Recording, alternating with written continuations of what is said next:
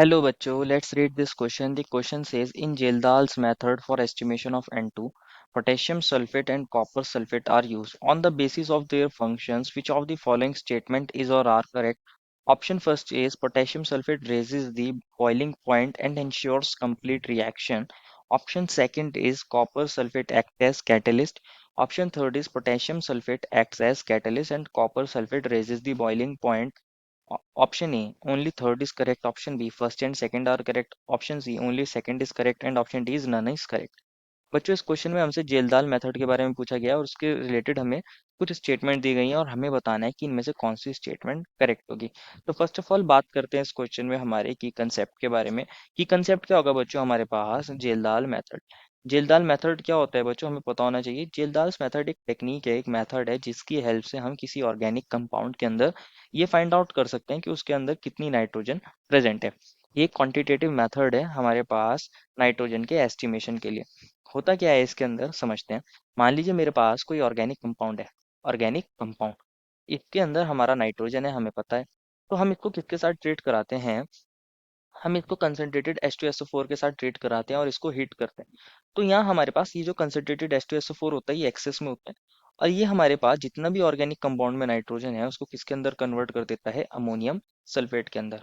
किसके अंदर कन्वर्ट कर देता है, हमारे अमोनियम सल्फेट के अंदर।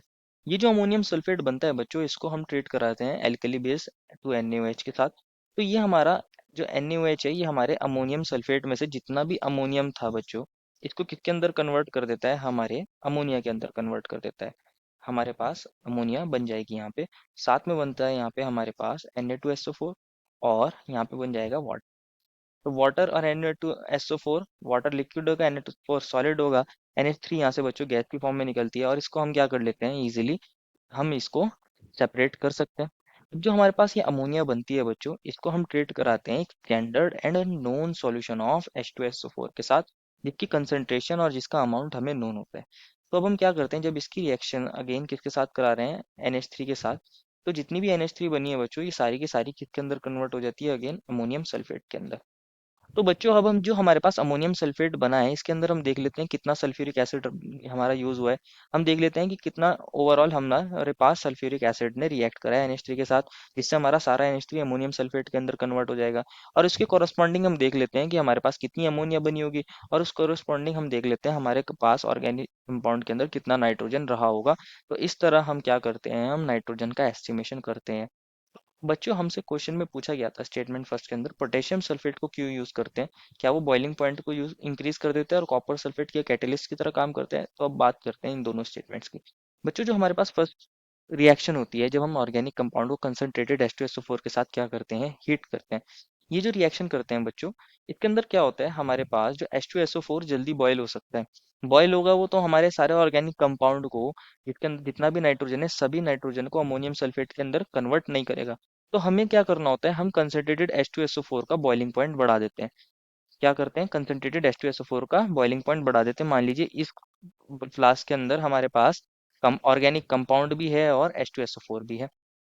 ऑर्गेनिक कंपाउंड भी है और H2SO4 भी है प्लस H2SO4। तो H2SO4 जिससे सारा बॉयल ना हो और हमारे सारे नाइट्रोजन को अमोनियम सल्फेट के अंदर कन्वर्ट कर दे, इसलिए हम इसके अंदर क्या यूज करते हैं बच्चों, K2SO4 को यूज करते हैं।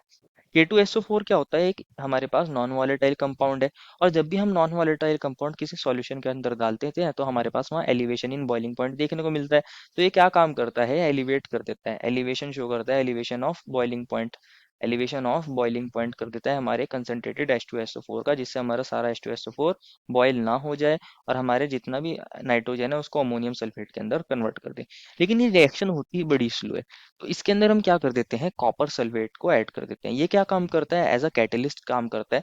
कैटलिस्ट का काम क्या होता है कि हमारी रिएक्शन को फास्ट कर देते हैं, रेट को बढ़ा देते हैं, लेकिन खुद हमारी रिएक्शन के अंदर कंज्यूम नहीं होते।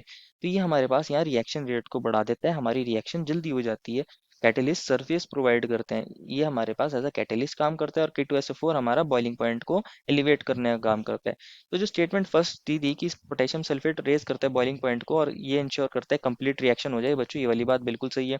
एक चीज और है इंपॉर्टेंट बच्चों, हमारे पास सल्फेट के अंदर कौन होंगे, SO4, 2 नेगेटिव आयन होंगे। तो ये फर्दर हमारे पास फॉर्मेशन ऑफ अमोनियम सल्फेट को क्या करते हैं, प्रमोट करते हैं, हमारे पास कंप्लीशन ऑफ रिएक्शन को क्या करते हैं, प्रमोट करते हैं। तो हमारी स्टेटमेंट बच्चों फर्स्ट करेक्ट हो जाएगी। सेकंड स्टेटमेंट में बोला गया है copper sulphate act as catalyst, ये वाली बात भी सही है। थर्ड स्टेटमेंट में बोला potassium sulphate act as catalyst and copper sulphate raises boiling point, ये स्टेटमेंट गलत हो जाएगी। हमारी फर्स्ट और सेकंड स्टेटमेंट करेक्ट हो जाएगी। Therefore final answer is option number b. I hope you understood it well and best of luck.